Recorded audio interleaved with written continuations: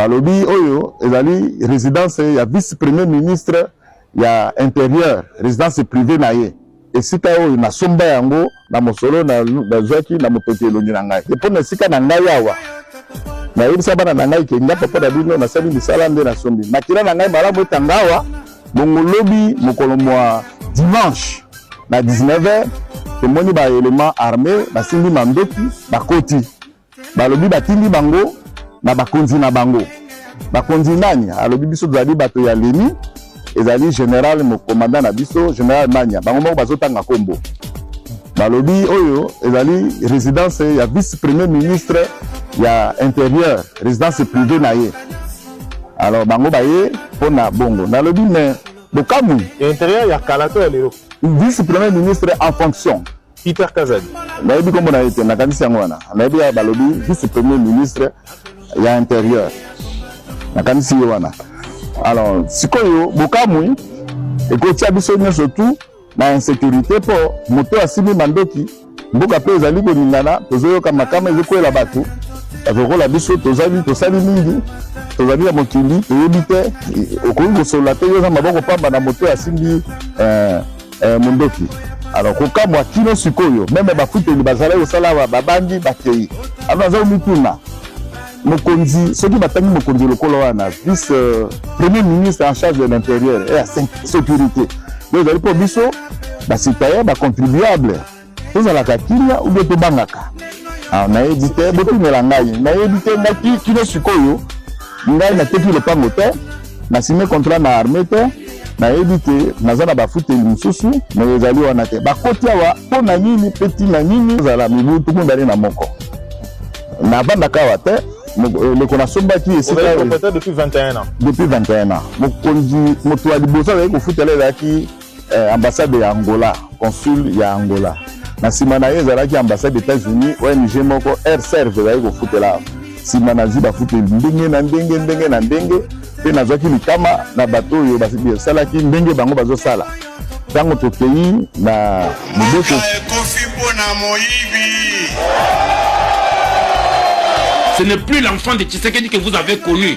Ezali Tshangala na Tchabatusi. Ezali Chintuntu. Ezali monstre.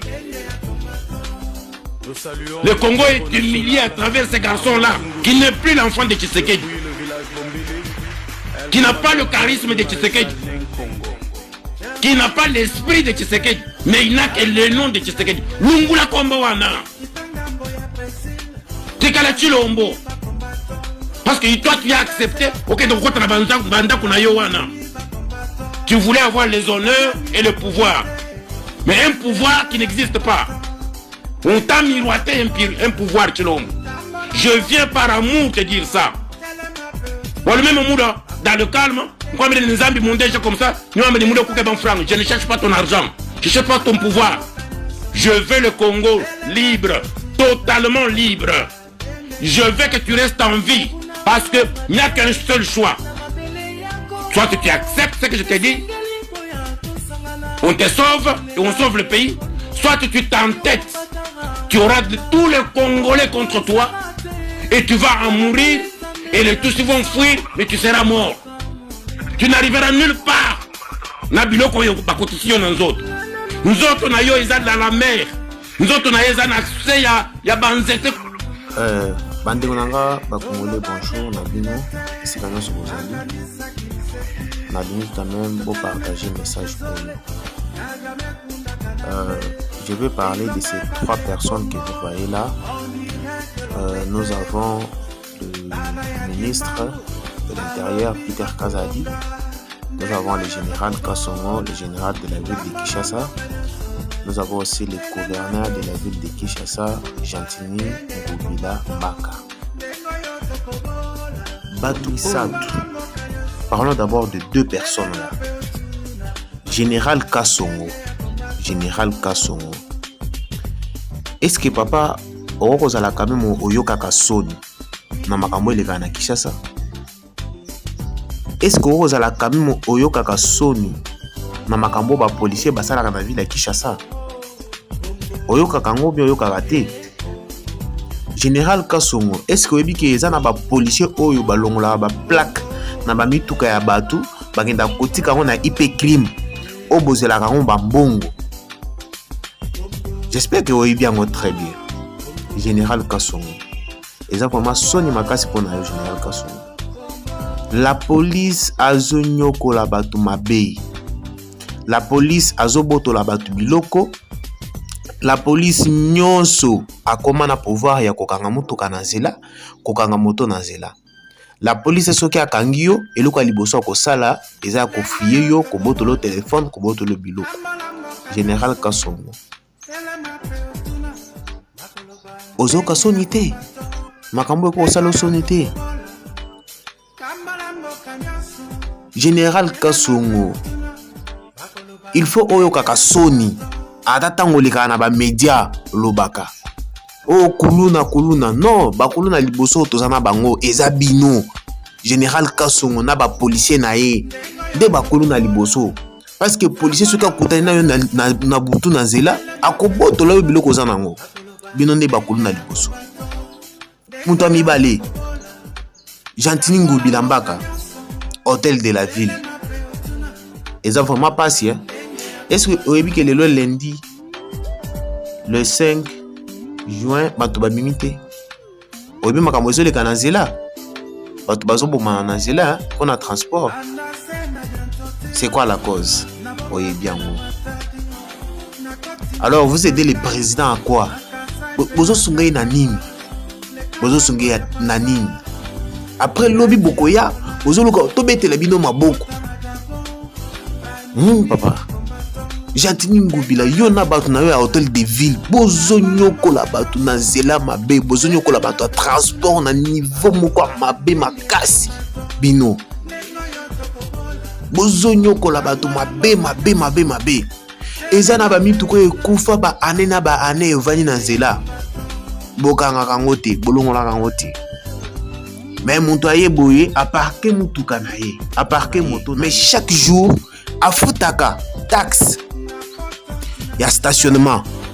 Botongele biso ba station te et ba parking te ata eloko te. Mais to futaka chaque jour mbongo ya parking, mbongo ya stationnement.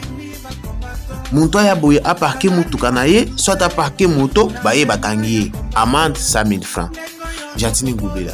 Il faut quand même sonner. Bon, les ambonga ba congolais, les ambonga passe, bon parce qu'on on a passé pour na oboko la famille na bango bana na bango na bakamna bango. Alors ceux qui osent li ambonga ba ya passé, osent trouver en normal vraiment 50 ans bolimis.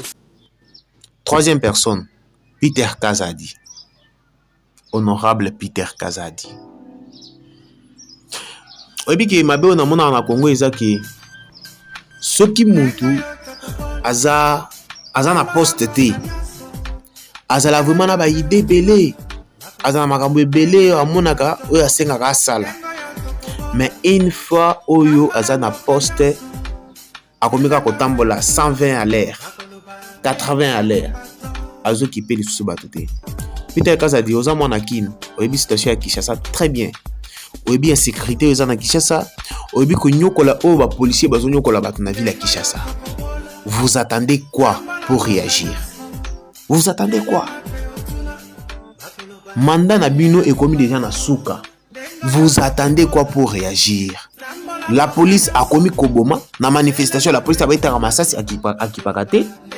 Na butu ezala na moyi la police azokanga bato akipakate azoboto la bato biloko azokipete la police azosala buzoba na ndenge nyonso azokipete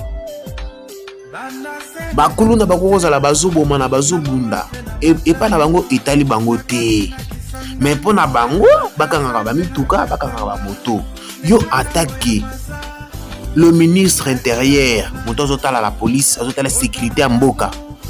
Ozo kanisa pe nini papa? Tosungana ko papa na ngai. Tosungana vraiment tosungana. Ba Congolais bazo souffrir makasi. Alors subino bomoni ke no bino boza na vie ya malamu bozo vivre bien parce que zo la mwana tongo ba tie carburant gratuit nyonso gratuit, cortège gratuit mais ezana bato mususu soki abimi boyete akeko lukate bana na ye balali zala. vous attendez quoi pour réagir? Il faut s'élever pour changer des choses. Il faut s'élever pour changer des choses. Merci à vous.